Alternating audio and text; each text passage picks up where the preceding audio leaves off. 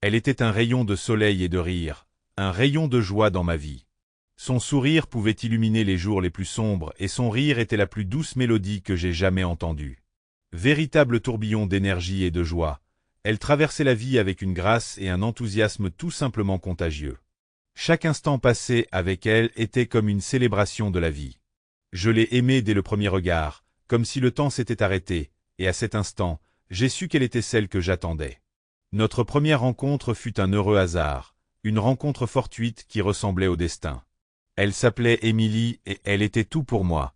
Sa présence dans ma vie était un cadeau que j'ai profondément chéri. Elle avait le don de rendre l'ordinaire extraordinaire.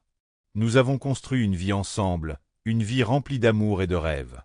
Chaque étape franchie, chaque souvenir créé témoignait de notre lien. De notre première maison à nos traditions de vacances, tout était parfait parce que nous étions ensemble. J'ai travaillé dur, un simple travail de bureau pour lui offrir le monde. Chaque jour passé au bureau était un pas vers notre avenir, un avenir que j'imaginais rempli de bonheur et de sécurité pour Émilie. Elle le méritait, mon Émilie. Elle méritait tout le bonheur et le réconfort que je pouvais lui apporter. Ses rêves sont devenus les miens, et j'étais déterminé à les réaliser. Émilie était ambitieuse, toujours prête à en faire plus. Son dynamisme et sa détermination étaient une source d'inspiration, et je l'admirais pour cela. Elle ne s'est jamais arrêtée là, cherchant toujours à atteindre de nouveaux sommets. Elle a décroché un poste d'assistante auprès d'un PDG influent, M. Caldwell. C'était un poste prestigieux, pour lequel elle avait travaillé sans relâche. J'étais fier de ses accomplissements, même si cela impliquait de passer moins de temps ensemble. Il était tout ce que je n'étais pas, riche, puissant, impitoyable. M. Caldwell dégageait une autorité et une assurance à la fois intimidantes et séduisantes. Je ne pouvais m'empêcher de ressentir un pincement au cœur chaque fois que je pensais à lui. Je ne lui faisais pas confiance, mais Émilie m'assurait que j'étais ridicule. Elle riait de mes inquiétudes, me disant qu'il n'était que son patron, rien de plus. Je voulais la croire. Faire confiance à son jugement. Il n'était que son patron. Rien de plus. Elle était dévouée à son travail, et je savais combien ce travail comptait pour elle. J'ai essayé de mettre mes doutes de côté, de la soutenir dans sa carrière, comme j'aurais aimé écouter mon instinct.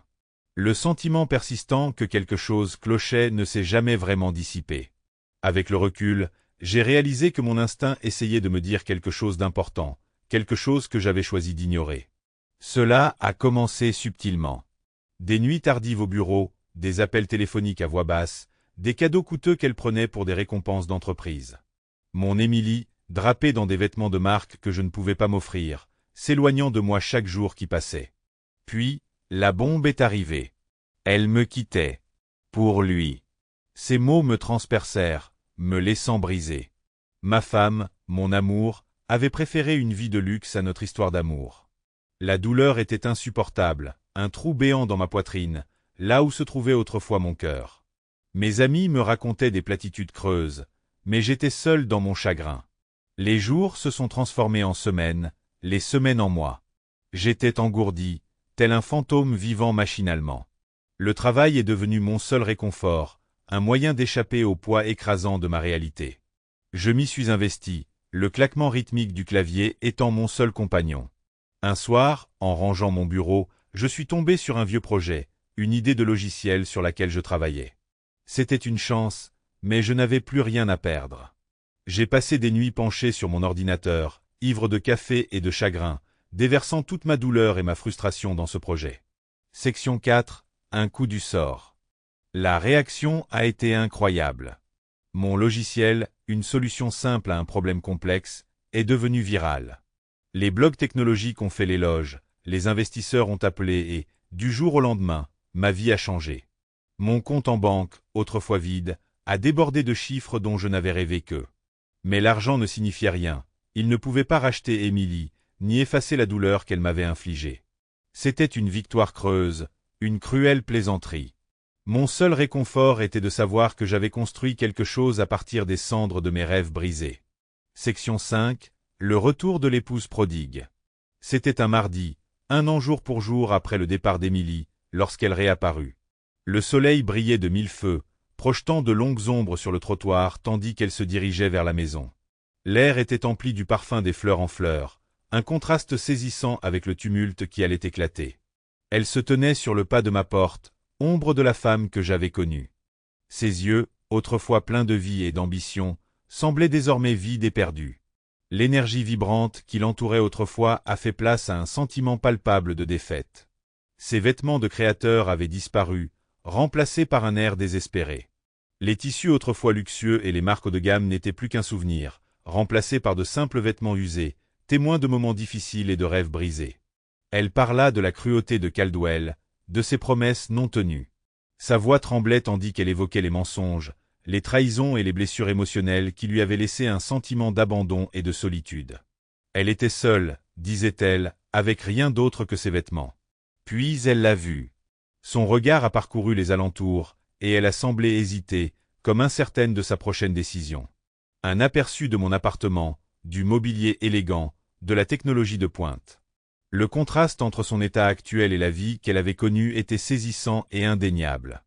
Ses yeux s'écarquillèrent en constatant le changement de situation.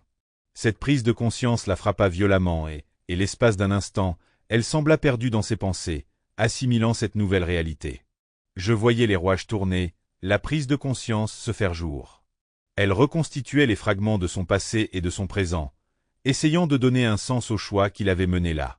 Le poids de ses décisions transparaissait dans son regard, et je savais que ce n'était que le début d'un long et difficile voyage pour elle. Section 6-12 Vengeance. Puis-je entrer ? Demanda-t-elle d'une voix à peine murmurée, tremblante d'un mélange d'espoir et de peur. Ses yeux, rougis par les larmes, imploraient une chance, un peu de pitié.